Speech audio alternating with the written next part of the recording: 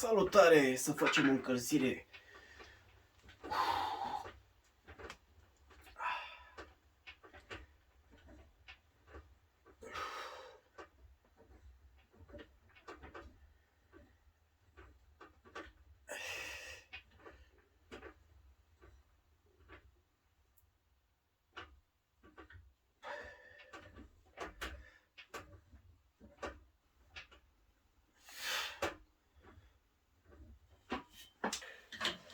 Astăzi urmează să facem piept. Fac o încălzire. Am făcut înainte o încălzire.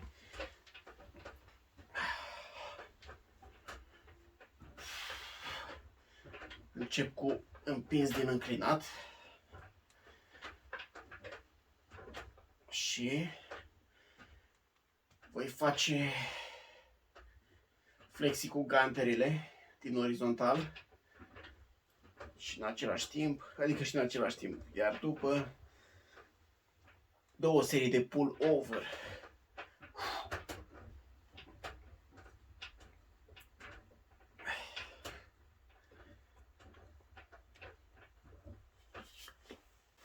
Ia să băgăm o serie cu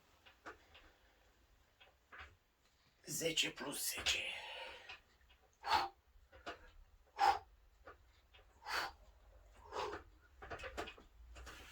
Tot de încălzire.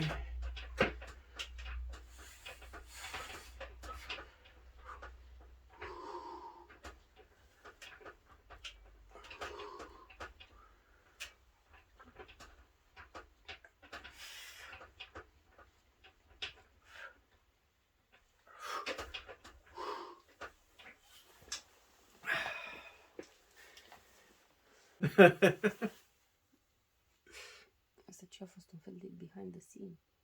Behind the scene. Yeah. De să întâlnești. Hai! Hai!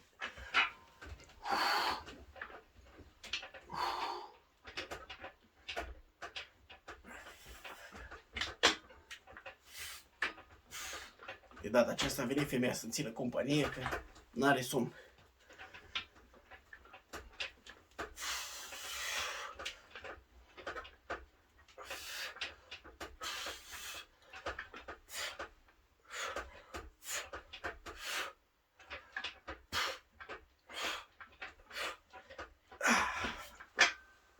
Înțelegi? Da, Și asta bună seara depinde, tuturor. depinde de...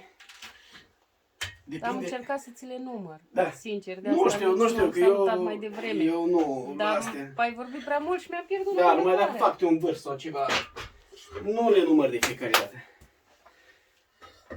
Deci, în principiu, putem merge, înțelegi? Dacă nu suntem în altă parte. Despre asta vorbeam. Până la vară mai este oricum. Înțelegi ce spun? Lumii. Da, dar... Nu, acolo se organizează, știi? Cum? Și se organizează. Eu știu că se organizează, dar... Depinde. Depinde de timp. Eu nu pot să-i spun la om nu știu ce și să fiu plecat într-o parte și să las totul cu ochii în soare și să mă întorc. Despre asta e vorba.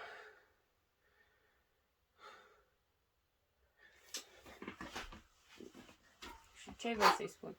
Cum? Și ce ai vrea să-i răspund? Că în principiu noi, cum dă căldura, îi spui că noi avem niște planuri, înțelegi? Dar în funcție de timp, 50% pot să-i spun că da.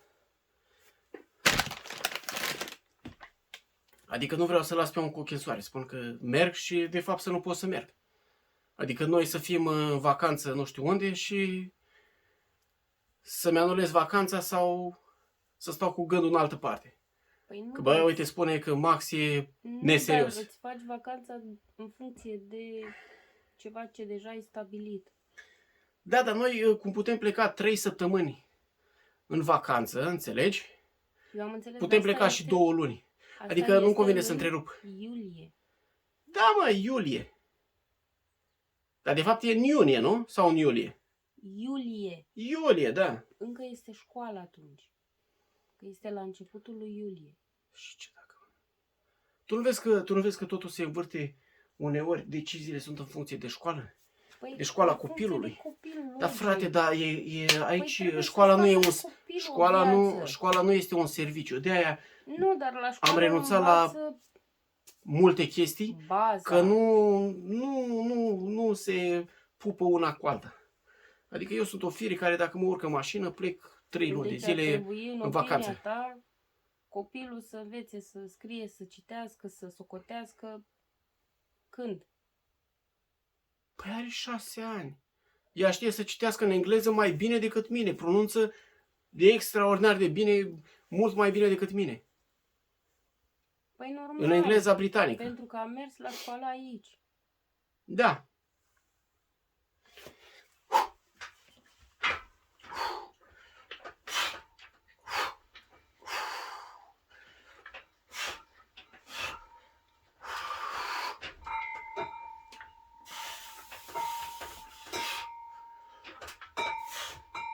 Parcă a venit vaca cu tavan, am uitat să-i pun asta sau ce?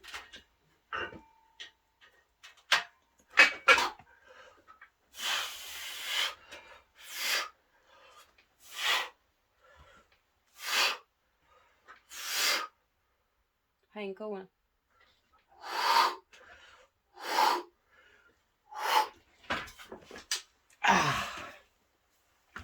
Bine, Max.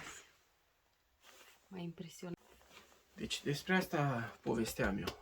Am revenit. Și ți-am adus ceva. Ce mi-ai adus? O Uite. Să răcorești. pere. Stai că mă întâia cu caterul. Trebuie să o desfac cu unghia cealaltă. Cu degetul celălalt. De ce e manicură? De invidiat. Da, uite aici m-am tăiat. Vorbeam cu Eva și tăiam o bucată de XPS.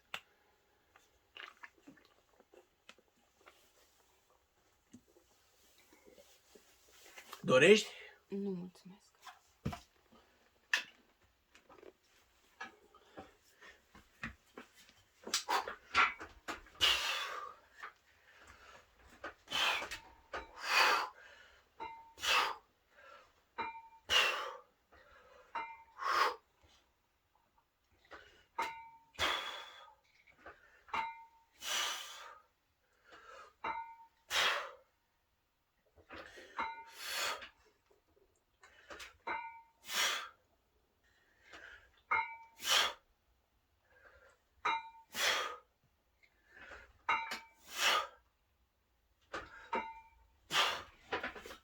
Deci am o febră că mi-am făcut și oblici și una și alta.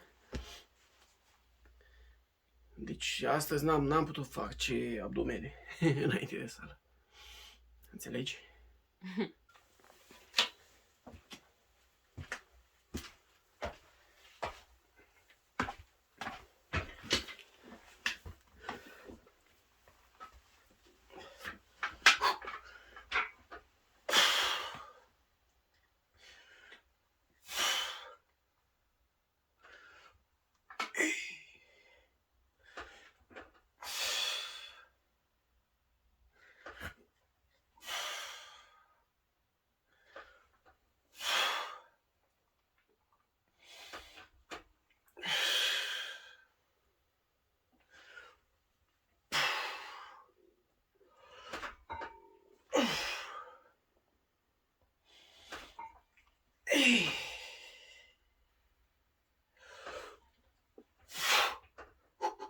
Hai, încă una.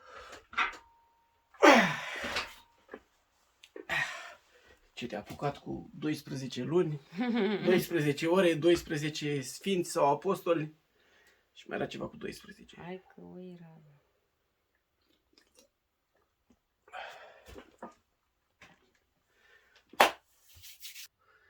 Și așa e cu angajamentele astea.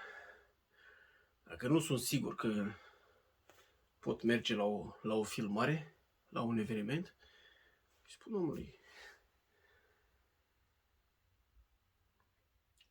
că există și posibilitatea să nu ajung. Să nu spună că sunt neserios.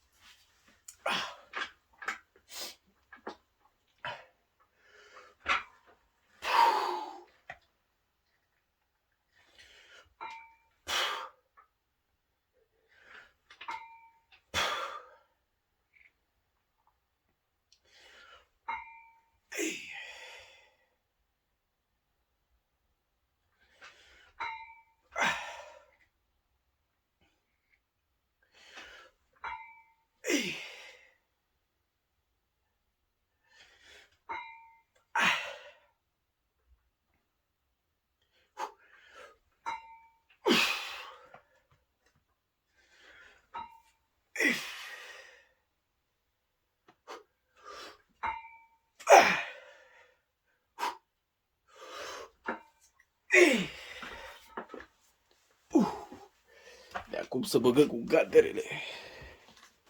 Cu DJ dacă dorești. În timpul sării, nu?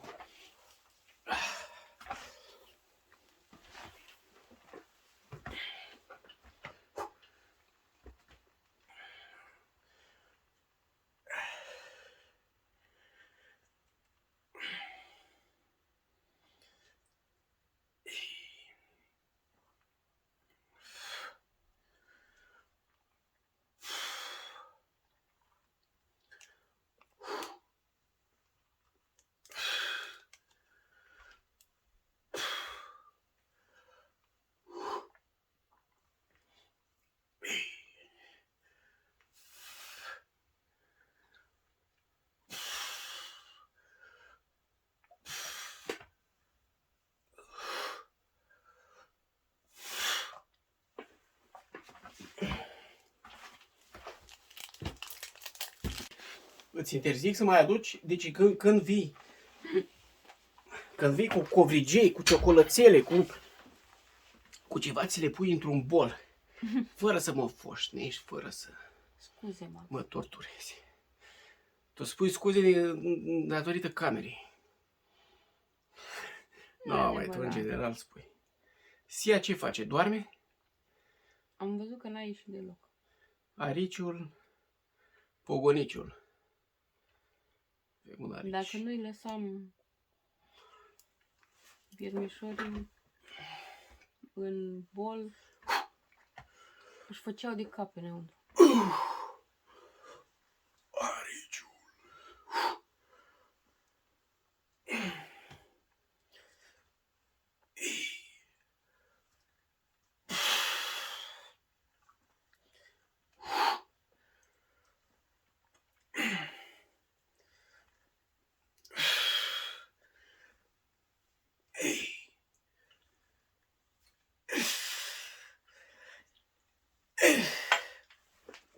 Mai am încă 2 serii cu ganterele și 2 serii cu o ganteră așa deasupra capului, întins pe spate, cu ciocanul înfipt în sus.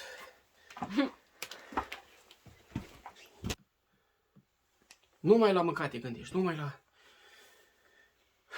În loc să apreciezi compania. Da, să vezi ce companie o să avem amândoi îndată. Când începem cu un masaj în stilul meu. Bine să fiu mai lejer cu spatele tău. Să nu spui că te-a prins uraganul. Dar prima oară cred că când te-ai trezit a doua zi, la început când ți-am făcut un masaj, cred că spuneai că el a fost bătut. Mă simțeam ca după război. Eu nu dădeam seama, eu la mână, știi? Îi făceam masaj femeii. Era ca o bătaie. Păi nu, mă, că te luam și te luam, uite așa frumos și Masam, pam, pam, pam, pam, spatele tot. Crede-mă că nu ratai niciun loc care să nu mă doară a doua zi. Păi ori îți fac masaj, ori te mângâi. Da, mai masaj, dar nici chiar așa, mă, să torturezi omul, trebuie să se relaxezi, eram în gardă. Ai stat tu prea încordată.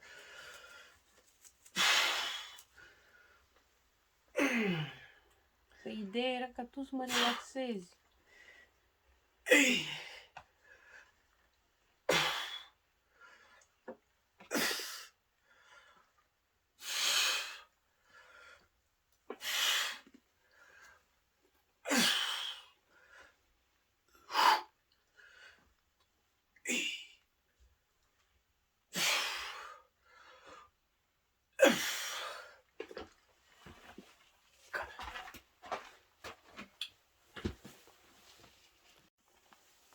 Gata, l-ai pornit? 4 serii cu ganterele și 2 serii de pull over, nu plover, plover. Stă? Lasă, pune eu puțin așa. Mai trag cu gantele la cap.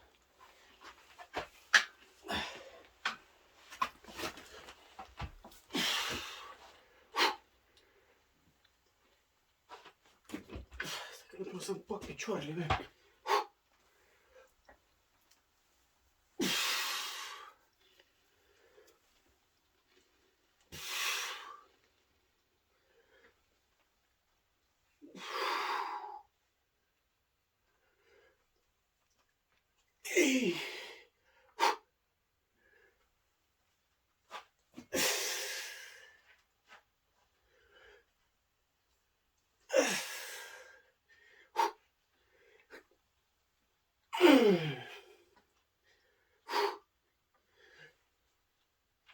Era să mănânc cu covrigerul tău.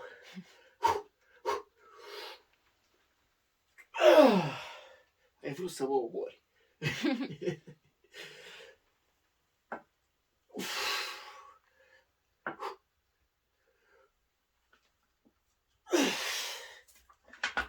Ai vrut să faci sală sigură. Mamă, scopul meu în viață e să te nimicesc pe tine. Scopul tău în viață e să îți dai seama. mă terorizezi pe mine. Și cam atât.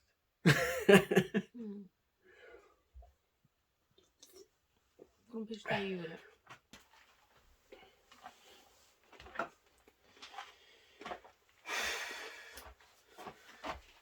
Schlatzinger. Nu o să merge geaca lui. Schlatzinger. Deci, femeia la 1, fără să exagerez, e nu numai că e contabilă, dar este și speaker motivațional. Adică doar al lui. El e omul cu speakerul motivațional personalizat, unicat și tot. Îl trimite în misiune la servicii.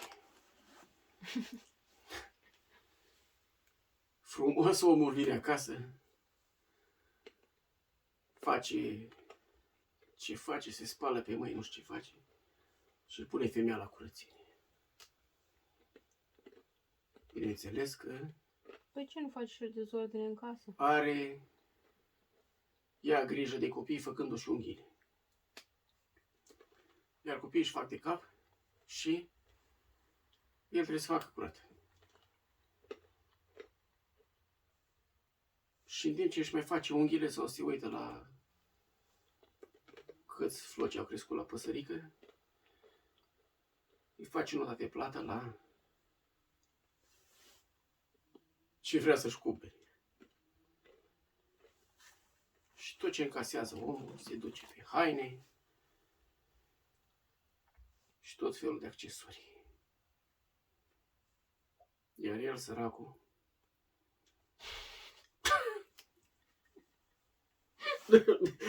Spui că e ca un cercetor pe lângă aia la ce... Deci el are o jachetă Slazinger, sau cum se pronunță aia? Nu știu. Slazinger și aia vine cu blană din urcă, frate. Cercei cu Swarovski și alte chestii. Să-mi bag piciorul, spui că e Jamal Hamal. Și se mai intră și un rând la el dacă copiii nu sunt ascultători. Deși asta acasă și se ocupă de ei. Dar tot el e vinovat. Să am așa o femeie să-mi bag piciorul, dacă nu...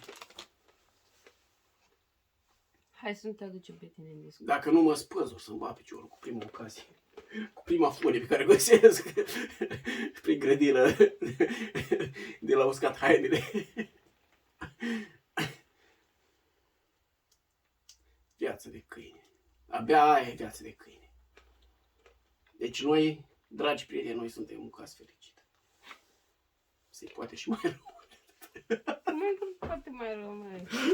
Mai rău Nu e ferească Dumnezeu. picante, bune. Da. Acum sunt curios dacă are asigurare medicală sau nu, sau Ai, nu. dacă de pe lista de organe primește și un mic comision femeie. Ai de capul nostru. Așa ceva. Păi și cine vrea să ia banii la femeia? Motivațional.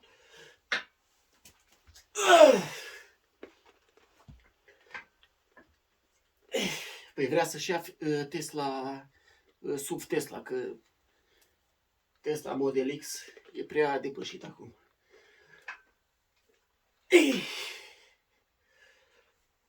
Iar el merge la servici, 3 pași cu bicicleta. Păi dacă nu e șofer bun? Cum? Dacă nu e șofer bun?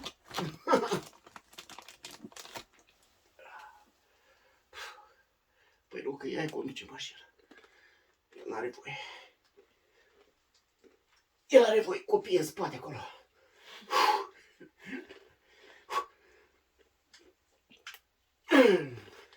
Și soacra în portbagaj.